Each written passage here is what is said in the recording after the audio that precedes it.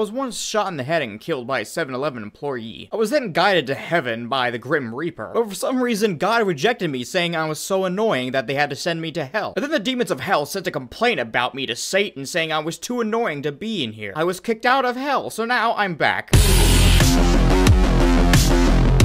That moment where you die, then come back because you're so annoying that not even heaven or hell can keep you? Hey guys, welcome back to a brand new video of the crappy show on the internet. I'm your host, Guy That's Too Annoying to Die. Today, we're gonna talk about crap. But do you know what kind of crap? Captain Marvel crap. You wanna know why? Because Ms. Marvel is way better than this version. What would you choose? Someone who has character development? Or someone that just virtual signals every 5 seconds? I don't know. So that's a really hard question to answer, eh? Back again with all this garbage, saying like, oh, Captain Marvel is not meant for you, stupid men that like watching entertaining movies. No, it's not for you. It's for females only. It's for females and kids. You like watching movies? Get out of here, you little thought, and get out of here and go hang yourself. But then you'll get rejected by God and Satan because you're so annoying. Then you just be resurrected. Criticize a movie? You're apparently a troll. An alt-right troll, to be exact. Every movie with a woman is good. Every single one. It's a fact. Every single movie with a woman is 100% beautiful. Even though that all those people that don't like the movie, they're lying. They're lying. They're obviously trolls for not liking a certain type of movie. And they're probably just incels too, because they don't like any movie that has a woman inside of it. I mean, every movie sucks. I mean, look at Alita Battle Angel, man. That movie sucks so hard. Look how much success that movie is when people like it, yet people say they don't like it because it's a woman.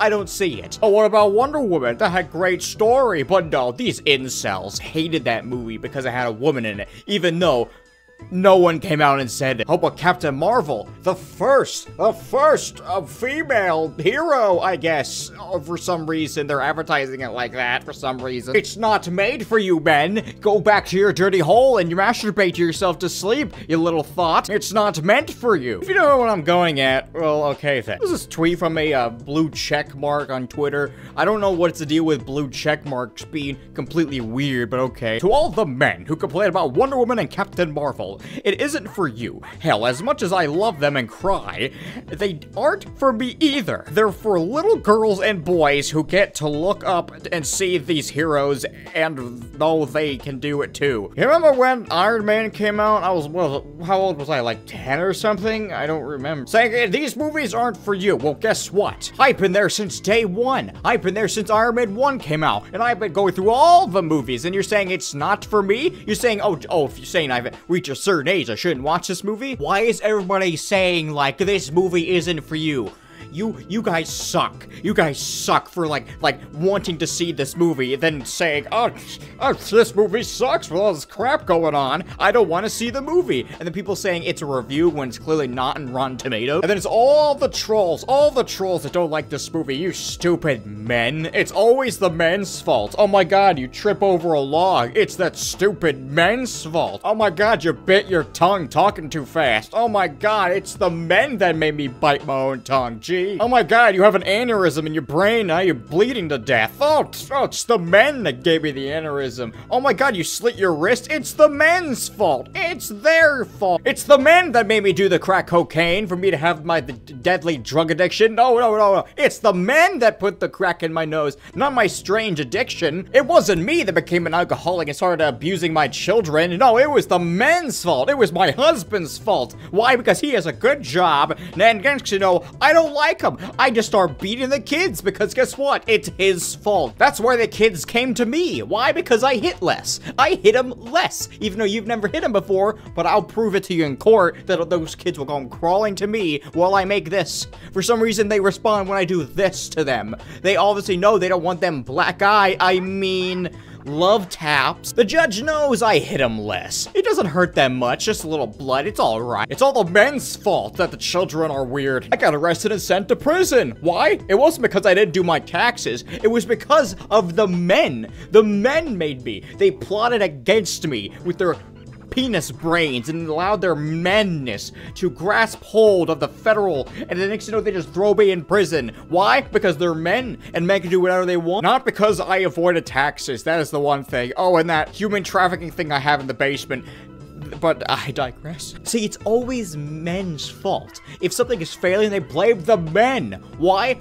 I don't know. You see, in my opinion, the movie would have, wouldn't got a lot of backlash if they would, everyone just shut the hell up with everything. Also, Brie Larson, if you were to just, talk like a normal person and not be, sound like a racist a-hole, but then it's my opinion that you sound like a racist a-hole when you talk about white people and movies. That's my opinion, just say. So maybe, because all this, you not caring about the opinions of white people when they watch Wrinkle of Time, maybe thinks about, maybe we shouldn't watch a movie with you in it, maybe? Or how about when you're saying that the critics or reporters or something like that, whatever you said that they need to be inclusive, have an equal amount of people that review your movie or critique your movie that is white, black, Hispanic, Asian,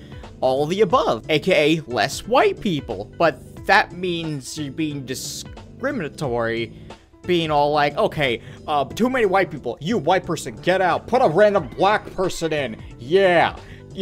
That's kind of, just imagine someone approached you and be like, okay, I know you're really good at your job and everything, but the problem is you're white, get the hell out of here. I know you're saying, Brie Larson, that you're not racist or anything, even though it clearly sounds like you were. You can approach someone and that person replies to you saying, oh, I'm not racist, but you look behind him, there's a burning cross and he's wearing a ghost costume. What do you say to that? Oh, don't get me started about this charity, the hashtag Captain Marvel challenge. Do you know what the challenge is? It's not even a challenge. What's so challenging about this? It's a donating thing. It's a charity. It's not a charity. It's not. Okay. Let me show you what a movie charity thing is. Let me show you. Okay, this is how you help somebody, right? In Alita Battle Angel, the filmmakers gave new bionic arms to a young amputee. That's right, they gave an amputee child bionic arms. That is what you call charity.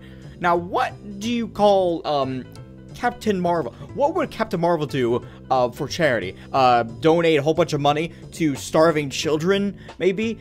Or cancer research or something like that? What is Captain... the cancer one, that will send straight home, I'll tell you that. Now, what do you think with their Captain Marvel challenge, hashtag Captain Marvel challenge, what do you think they did for charity? They're donating money to pay for tickets for little girls to see Captain Marvel. Man, what a charity that is. Man, you're paying money to see someone watch a movie. You're not giving that money to starving children or something. No, you're giving that money for people to watch movies. That is so great. That starving children in the back of aisle 6 is really starting to show some weird AIDS sensation back there while watching it. I can just imagine everyone's just sitting down in the freaking movie theater, right? And everyone's just watching the movie. Next thing all you hear is wheezing, coughing, dying children in the back, starving children, dying of starvation, dehydration, and AIDS in the back. Meanwhile, everyone's just like, we did a good thing. They're watching a movie, and there's kids back there eating couches. Why? Because they're starving. They don't want to see a movie, they want to eat food. It became Lord of the Flies back there. They're eating each other now. And then you realize you feel a weird sensation in the back of your ear because it feels like someone is chewing your ear. They're eating them. And now they're gonna eat me. What do you think is better? Giving new arms to someone who don't have arms, or giving movie tickets to children? What do you think? Well, I have to say one thing. This video is over. Captain Marvel, friend or foe?